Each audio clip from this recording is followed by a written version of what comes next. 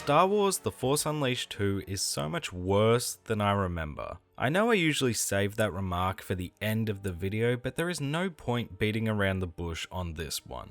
I was never the biggest fan of The Force Unleashed 2, finding it to be too short and just feeling a little rushed back in 2010. But I still enjoyed myself enough to have some form of fond memories towards the game. So after I finished up with The Force Unleashed earlier this month, I was somewhat excited to revisit the sequel and give the game a second chance. At the very least, the game should be enjoyable to play. At the very least. Well, I wasn't necessarily wrong, it can be enjoyable to play, but it rarely is, and a big reason for that is due to how copy-paste this game is and feels. I've never had a game that I've decided to revisit for these retrospectives manage to disappoint me twice. The Force Unleashed 2 disappointed me back in 2010, and now in 2022, going in with the hope time may have healed some of that disappointment and let me judge the game as is, it simply is worse than I thought.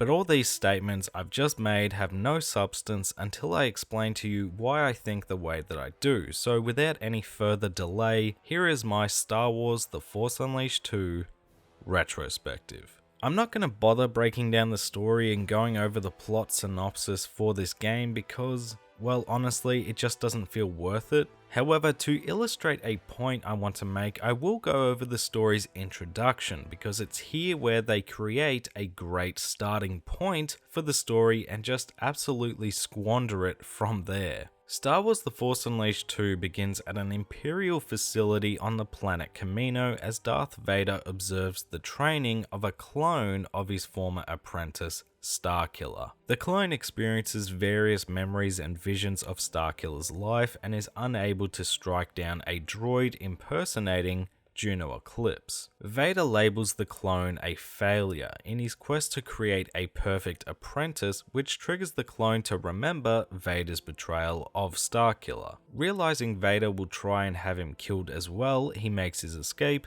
Stealing Vader's ship, the clone leaves in an attempt to understand his identity and escape Vader's influence. In the meantime, Vader hires the bounty hunter Boba Fett to capture Juno Eclipse to lure the clone back to him. This plot has a lot of potential to be a great Star Wars story, as it deals with a crisis of identity, questions if you are a clone or if Vader is trying to trick you out of your memories and setting out into a galaxy you aren't all too familiar with. The issues with the story arise from a couple of issues, namely this game's runtime though. I finished my playthrough of The Force Unleashed 2 in just under 4 hours, which is fine. I have no issue with playing a short experience, but the amount of cut content is so apparent. Take going to and landing on Dagobah for example. This should be an entire level and experience for the player, but instead we arrive, find Yoda and the evil cave, see a vision that Juno is in trouble,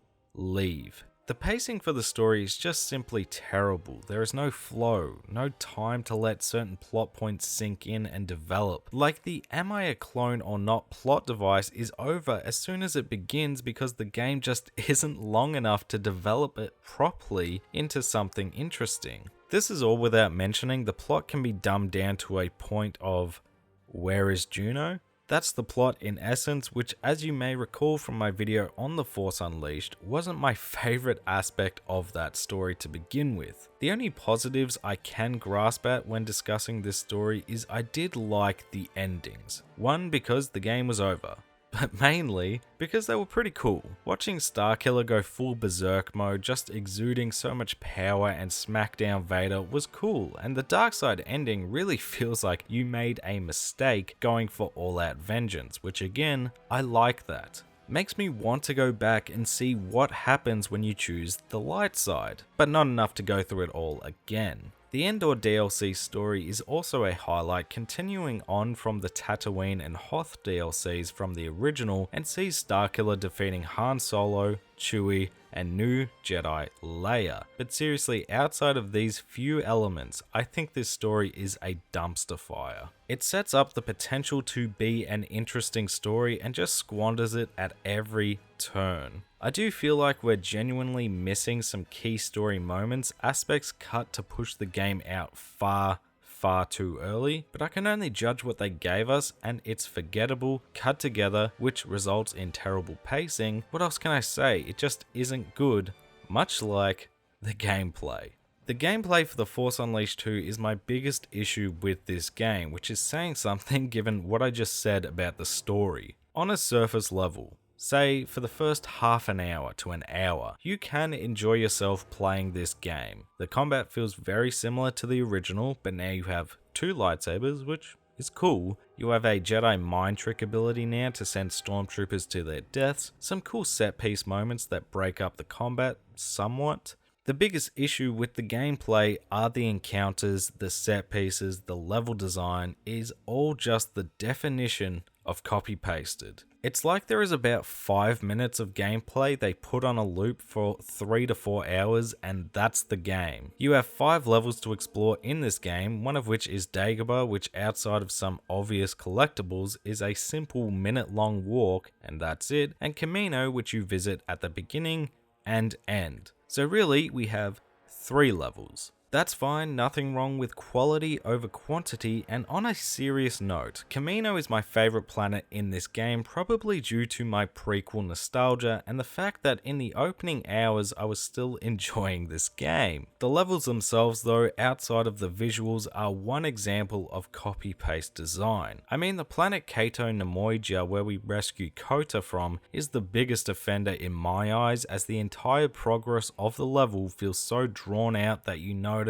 hey, this looks the exact same as what I just traveled through. I've never had a game be so short, rushed and copy-pasted, but still feel like they padded out the experience, because it feels like they had about an hour, 2 at most of a game here and just stretched it out as far as they possibly could. The most obvious perpetrator of the copy-pasted feeling though has to be the enemies themselves. I'm not so much talking about the stormtroopers here and the lack of much variety outside of a few guard types though. No, my biggest problem with the lack of enemies is how many times we fight these terrible shielded robots that are either Sub-Zero or Scorpion. They are used in almost every encounter, or at least that's how it feels, and they make the player very aware of the other elements that use the same assets over and over and over again. Again, the gameplay loop is just the same for what feels like the entire journey, and outside of combat, the exploration is worse than the original. I mean, they at least try to hide some collectibles. The bosses are too few and not great fights to boot. The falling segments appear too often and again don't add much. This game is just an absolute mess, and sure, you can turn your brain off for a few hours and mindlessly make your way through this game, but that's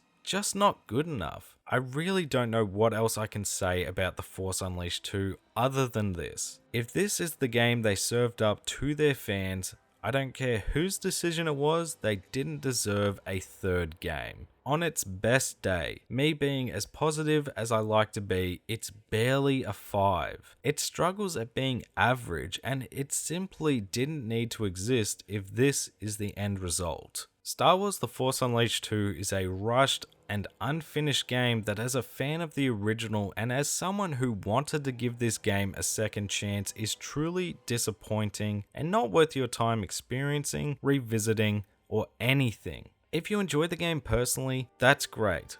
Hey, maybe the Wii version's better, as many told me about the original. And you may not agree with this video, which is fine. But for me, this game simply, at the end of the day, is no good. Thank you all so much for watching my Star Wars The Force Unleashed 2 retrospective. I know this was a very different style of retrospective. It wasn't as long or detailed, and I wasn't my usual positive self, but not every game deserves that sort of video, as you just saw here. If you enjoyed the video, make sure to leave it a like because it helps let me know that you enjoyed yourself. Comment below your thoughts on The Force Unleashed 2, as well as any suggestions for games you want to see covered in the future. Shout out to the channel members, Infamous Sir Hellfire, featuring Gagiano, Christian Vilegag, and Cloud Connection for that extra level of support. I truly do appreciate it. If you're new to the channel, make sure to subscribe. Go give my socials a follow if you fancy, at MayorHairBear.